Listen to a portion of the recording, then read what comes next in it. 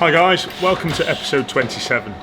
25? Oh fuck. Alright, go back to it again. About to see the world in action, what we can be, life with no distractions, we'll get away, this is what we waited for.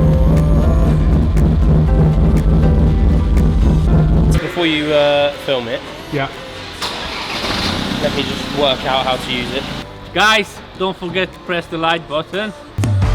It all started working on a series in my dad's shed. I followed my dreams and joined the Marines, serving in Afghanistan. Defenders were always part of me. So here we are, building custom machines with my awesome team in Shropshire. We are Mahker. Hi guys, welcome to episode 25. I'm currently balls deep into welding this pipe up because Sam and Dean are stuck into Wombat to try and get this dash finished because I promised it back to the customer for Christmas. So here I am, back on the tools. Welcome to the channel guys. Don't forget to comment, don't forget to like, subscribe, share it to the world.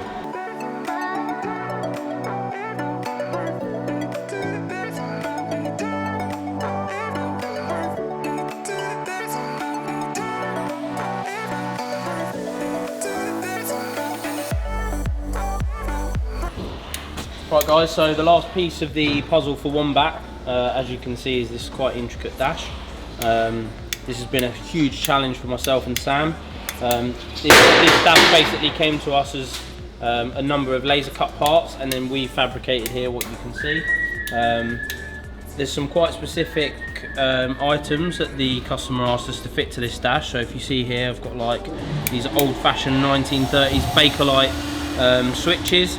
There's a number of different switches on here that are also vintage, they do different things. Some quite specific things that he wanted was, for example, the window switches. He wanted one window to be operated by these two switches here. So down is for the window down and up is for the window up. Obviously you've got these nice laser cut stainless steel switch guards which stop you bashing the switches accidentally, the ones that aren't too long. And then just some more details of the dash. We've had to, for legal reasons, retain the factory hazard switch, which we've distressed so it looks a bit old and doesn't look plastic. Sam's done that yesterday, he's done a really good job of that. One of the main features of this dash is this large double D touch screen, which utilises the 4 cameras that are installed into the car.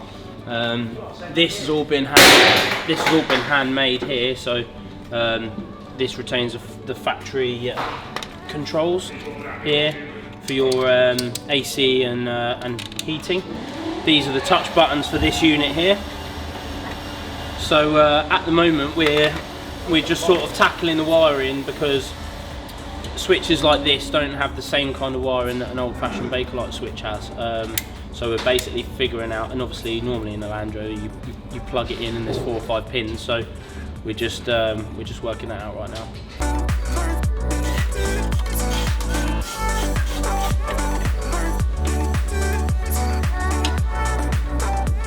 I mean, this obviously came in pieces of aluminium. How has this got to be the way it is, and the finish and stuff? So how is this been put together? As you can see, it's mounted on a bulkhead. So this is the same bulkhead that's in the Landrover. So this is a Puma bulkhead. This has been based off a Puma dash. So the drawings were made with the factory Puma dash, and it came to us basically in laser cut flat plates. It's been a joint effort between me and Sam. So we started basically with the end plates. And then worked our way from the middle out to the end plates. So if you imagine this shape here is one flat piece, this shape on the top is one flat piece that we've then bent to fit, and then we've TIG welded every single seam, and then we've filed and hand finished every seam. So rather than having dabs, which we can do nice pretty dabs as you can see in here, that wasn't the on the agenda for this. We wanted it to be seamless. So it's all metal. That was the initial thought of the customer, was that he wanted like a completely metal dash. So it's all aluminium, including the vents and everything. And then what about the finish? So the finish on this is it's called crinkle black. So it's a black powder coat finish. It's pretty tough, it won't scratch it. Also, it obviously stops the glare. If you had a nice shiny aluminium dash, it would be hard to drive with that. So that's been quite a big challenge for us as well, because the fit that we had, the fit up of this dash, me and Sam got it, you know, you could run a feeler gauge down everything. The fit up was perfect. And then the powder coat got quite a bit of extra powder coat on. You know, we discussed it with him and he said, for the reasons of how durable you want it to be, I've added an extra thick layer. This presented its own problems, because then the things that we'd had fitted perfectly now needed fettling again. So we're in the final stages now. Basically, yesterday we mounted this. This holds the internal unit for the stereo, and then from that stage now we're simply sorting out the wiring. We have a big gauge pod that goes on the top of here, which I can show you in a minute. That features again some quite cool classic stuff. It's got a Spitfire boost gauge mounted into it. We've got to make that work as well with the Landrover stuff. Once we've done all that, the dash can go in. I mean, to me, it looks like a normal Landrover dash, but I guess this is pretty unique then in terms of its build. Yeah, absolutely. This is the first aluminium Puma dash in the world, I would say. I've put it on a few fabrication pages in its early stages, and people are really impressed with, you know, experienced fabricators are really impressed with the amount of work that's gone into it. If I just grab this, some of the thought that we put into the later stages of this dash, which obviously we didn't realise right at the beginning, was, you know, initially it was built to house factory clocks, and we've made this from scratch, this nice piece here. You see it, the way that the pieces fit in are so nice. You know, we've taken real time on every component piece, so as an assembly it fits together right.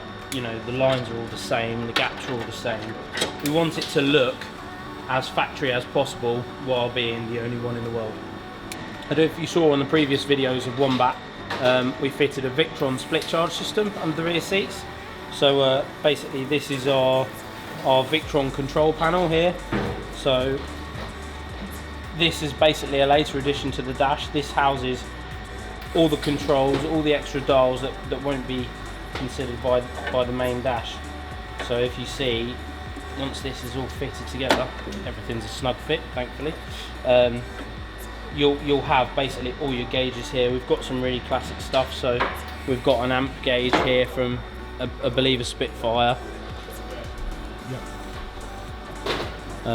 And of course, continuing on from his theme of classic items, all these will go into this. We'll wire it up, and at the moment our headache is, you know, this is an amp gauge from designed in the 20s and made probably in the 30s, and we're making it work in a 2011 Land Rover with a 2020 engine in it and wiring, and 2022 dash, and so at the moment it's just the headache of making it all talk together. So basically I'm going to explain to you why it's so much trouble for us for what we're doing here with the switches. I mean, it's not trouble, is it? It's challenging, right? Right, yeah, so to go over the challenges that we've been having with this dash, this is a basic two-position locking switch. So for example, you know, it's got 3 pins. It's got in this situation it's got off and on, and it's got an illumination pin, so there's only 3 wires for this. A factory light or window switch in this case has got 9 pins, so it's not just up, down and illumination, it's also tying into the other switches, a factory relay. So to make this all work, we've made this. It looks a bit of a mess now because we've butchered this. We've used this every day since we started this dash. So Sam made this, and what it is basically a bank of fusible power takeoffs with a switch, and we can basically test all these vintage and classic switches and work out exactly how to wire them up. In the case of this window situation that we mentioned earlier, so having 2 switches for 1 function, that's taken a bank of relays, which again we've had to hide behind the dash. This dash is a lot tighter than a factory dash, so we've got even less room, so that's been quite a challenge. But yeah, so basically that's what the end of a factory switch looks like. you know.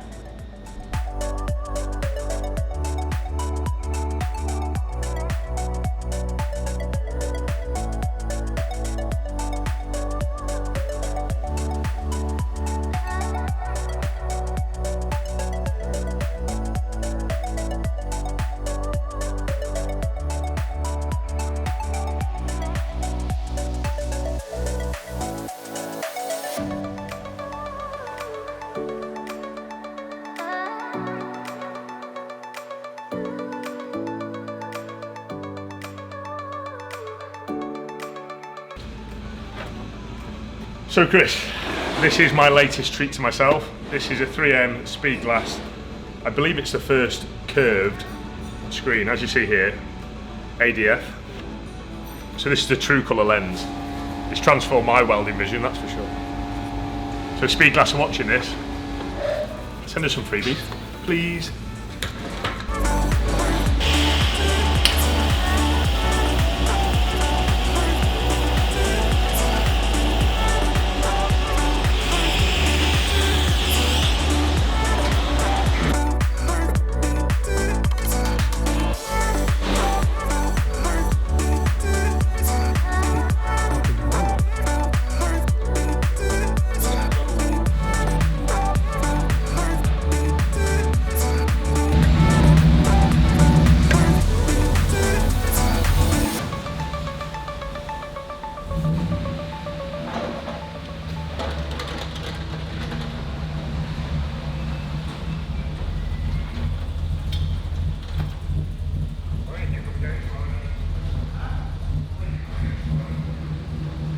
So guys, what you see here is our downpipe. This is from a BMW 204 horsepower straight 6 M57 engine. This is going to our original Puma system because the customer is literally pushed for time. He wants his car back before Christmas, so we're literally going to do this link pipe and then he's going to come back for a full 3-inch sport system. So as you see in here, this is the 204 turbo end. There's our flexi pipe. This is the down root snake that basically runs past the transfer case. This goes up to the original silencer. So 3-inch system, ready, prepared. We can split this V-band when it comes back in January and give him the ultimate 3-inch system. So what I've just started doing here, I cap this end and this is our purge pipe. So I'm putting pure argon into this end and we're letting it come out of this end. You see this small hole? This is to give optimum penetration, to stop the inside, getting that fluffy, hoary exterior, which I'm sure some of you have seen. So I've just finished prepping the outside. We're using an alcohol-based product here just to get rid of all the debris and all the dirt that comes on stainless, you know, and packaging in oils and lube oils when I've been in the benders and things. So now I'm ready to TIG weld it.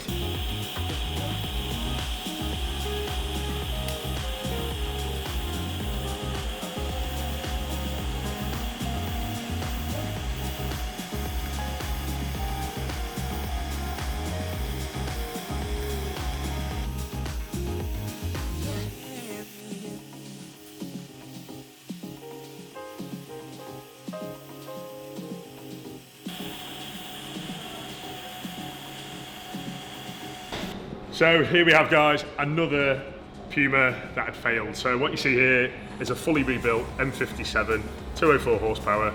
We've tweaked this one to about 300. It's got bigger injectors in it. It's got our hybrid turbo. And if you look down there, this has got harsh chassis mount. So our bolting kit, we can turn any Puma into our bolting kit. And as you know from previous episodes, it's faultless. So take a look at that. So this car came into us a few weeks ago with the 2.2 that had failed. Sean called me and said, Dave, please, please, please, can you transform my car? He said, I do not want to put another Ford engine in. The last Ford engine did 60,000 miles, and for about £9,000 for a Ford engine, fully crate engine, I think that's pretty diabolical. So Ford, hang your heads in shame, we're now transforming them with BMW engines. So what you see here is the biggest cooling kit we can possibly fit into a Landrover Defender. This has a twin 40 cooling radiator with twin SPAL electric fans. This is a 60mm aluminium core. This is a bar and fin intercooler. So for those of you doing an M57 conversion, we offer this conversion in basically kit form, so you can buy the cooler from me separately. Many have, or we can sell you the engine, the adapter kits, your Puma MT80 gearbox. We can literally sell you it all. So don't be afraid to get in touch, and I will sell you individual products individually. This kit is currently retailing at £17.50 plus the VAT, for those that want to buy it separately.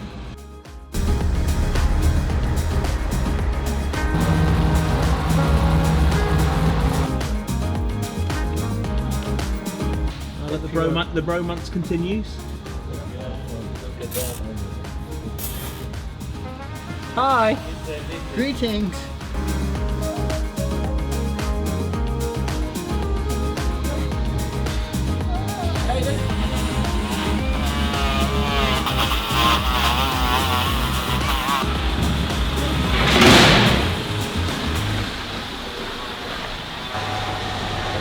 As it's nearing the end of the year, guys, I want to say a big thank you to Shropshire Welding Supplies, these guys here based in Telford. So Mark is a good friend of mine and he supplies us with all our welding equipment. And without him supplying these machines on time, repairing them on time, matching the warranties, we just simply couldn't do our jobs. We couldn't supply exhaust like we do, we couldn't supply the manufacturing bits that we do. So big shout out to him and the team up in Telford, fantastic service. And the guys that supplied this beautiful compressor, this is from Telford Compressed Air Services, these guys here. Speak to them if you want anything to do with compressed air. This machine has transformed our air supply, so I've now had the ultimate air tools, our shock blasting booth inside there. It never ever fails to deliver. So big thanks out to them. So guys, you saw in one of the previous videos that we had the air ride set up all on the table, ready to fit to this nice 110. It's a 110 double cab, this is a 2.4 Puma. The customers requested us to fit a nice air ride kit with shocks. It's got Fox shocks with it. Darren's been doing a really great job. So the kit doesn't quite fit. Basically, it needs some modifying and some brackets making. Darren's done all that, so I'm going to show you how it works. So this is the hand control unit that comes with this kit. If you see, it's got quite a few different options. You'll notice the vehicle is rising at the moment. That's because the last thing that I selected was the off-road height. So this is plus 3 inches taller than basically your factory or your driving height. If you press this middle button here, you'll notice the vehicle dropping fairly quickly. It always drops a little bit quicker at the front due to the weight of the engine. And then this is back at standard height. The next option you've got is access height. So once it's reached its level, I can select. So there we go. There's your level. That's factory ride height. If I press access height now, it will drop the car even further. So this is for, like, let's say that you've got to go into a car park and there's a barrier that says like 2.2 meters and you're above that. You can press access height and basically it will lower the car down to a level that's even lower. This has got some other features as well, this kit. So you can basically press front up, front down. So they are individually. Let's say you're loading a trailer, you can press rear down. The rear will come right down and you don't have to mess about with your drawbar. There's a self-leveling option, so if you're sat very uneven and you want to sit there for a while, stop and have your lunch, you can press that and it will level the car out and it will maintain that level at all times. And that's front to back and left to right. So it's really quite clever. What I'm going to do now is I'm going to lift the ramp up and show you all the hard work that Darren's been doing underneath. Cool, so we're going to go through everything that's been done under here on this install. He's had a few other service items. You'll notice like the calipers are new and stuff like that. New arms, all the tracking's been done. One thing to obviously remember is that your tracking gets done at normal ride height, so off-road and access height the tracking will be slightly out. But everything else is done at ride height. You'll notice here he's got brand new Fox shocks with the optional winter boot. We really advise these because the Fox shocks don't like the salt. They're a great shock, they're just a little bit fragile when it comes to the British roads. So we put these nice rubber boots on them. Again, they're set at the factory height.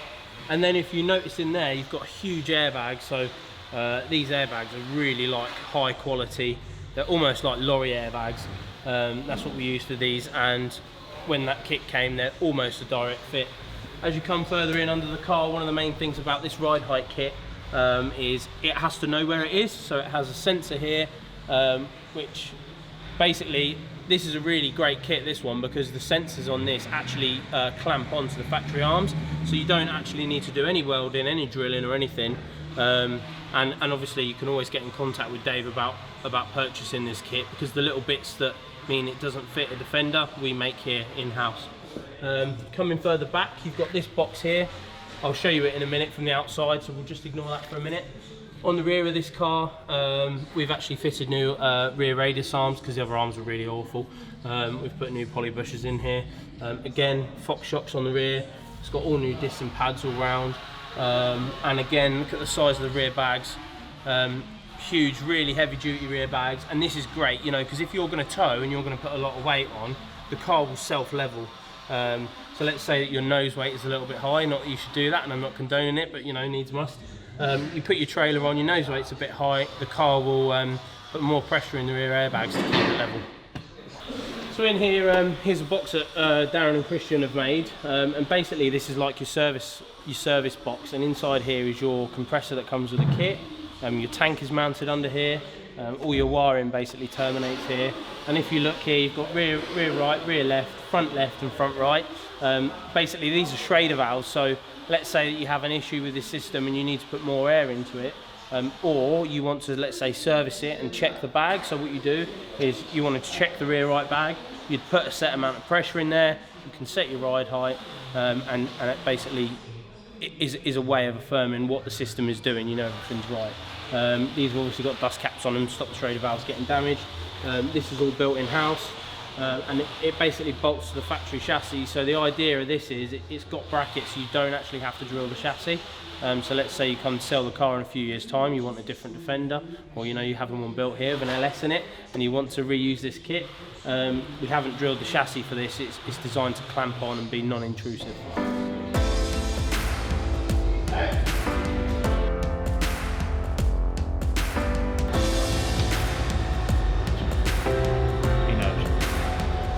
You should put that tube there.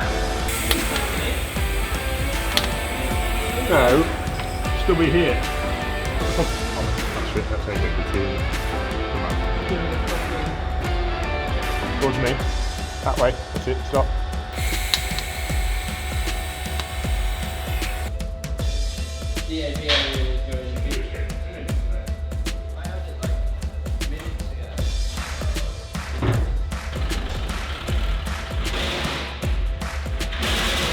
So guys, it's been one hell of a year with COVID, the dramas, the delays, and just life really.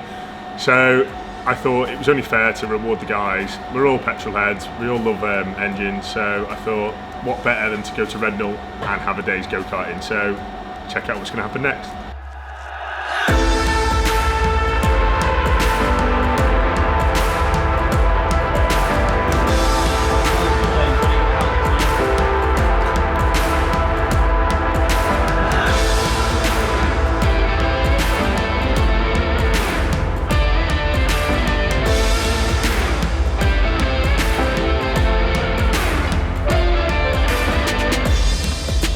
Kick ass and chew bubblegum.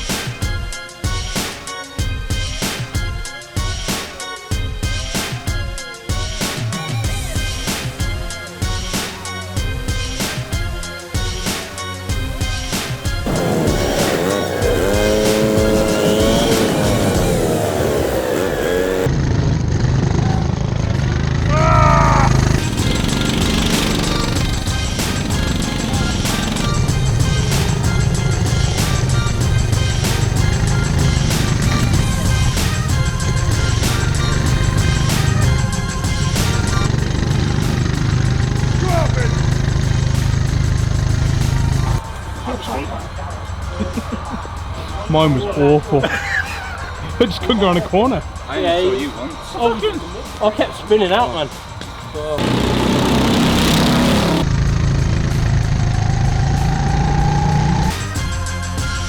You crashed into him and nearly spun him out. There you go. My weight penalty. If this is the car you had, definitely something wrong with it. I think my chain come off, didn't it? You were kept crashing into that corner. Me and Dean had a right fucking do. We had a tussle at the end of it. Had a right big slide up in that corner next time. All you hear is Dean's fucking sat there doing nothing.